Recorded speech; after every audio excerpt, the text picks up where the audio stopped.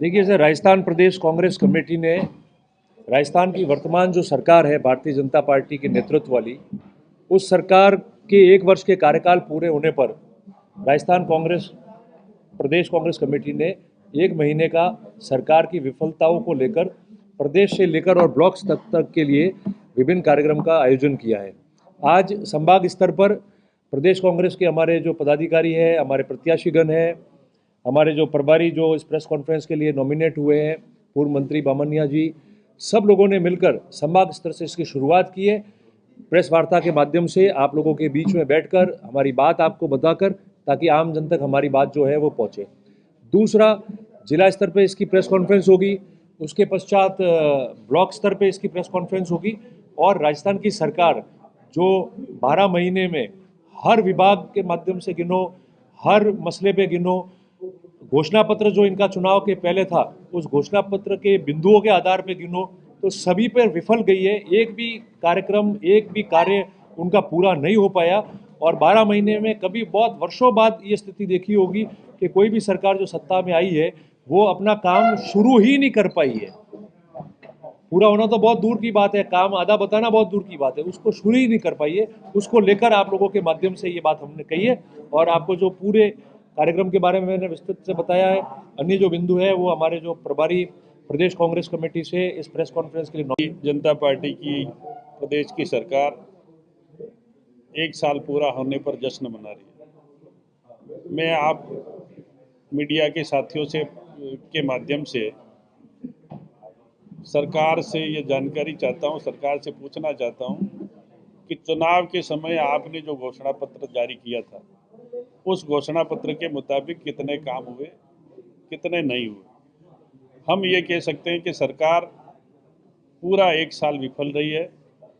घोषणा पत्र का एक भी काम स्टार्ट नहीं हुआ है। किसानों के बारे में कहें तो किसानों को केंद्र सरकार पीएम योजना के अंतर्गत 6,000 रुपये देते, घोषणा पत्र में इन्होंने 12,000 रुपये बताए थे। किसी भी किसान के खाते में 12,000 रुपये नहीं गए। किसानों के एग्रीकल्चर कनेक्शन पे पिछली सरकार ने, गहलोत साहब की सरकार ने मुफ्त बिजली दे दी, वो भी बंद कर दी। इसी तरह युवाओं के बेरोजगारी की बात करें तो इन्होंने करीब 42,000 विज्ञप्ति निकाली और 42,000 में से नियुक्तियां दी, उसमें से 25,000 पिछली सरकार की नियुक्तियां दी हुई है। उसके साथ में इन्होंने 75,000 अभी वैकेंसी निकाली और उस 75,000 में से 50,000 मात्र चपरासी व चतुर्थ श्रेणी कर्मचारियों की भर्ती, 23,000 सफाई कर्मियों की भर्तियों पर भी रोक लगाया।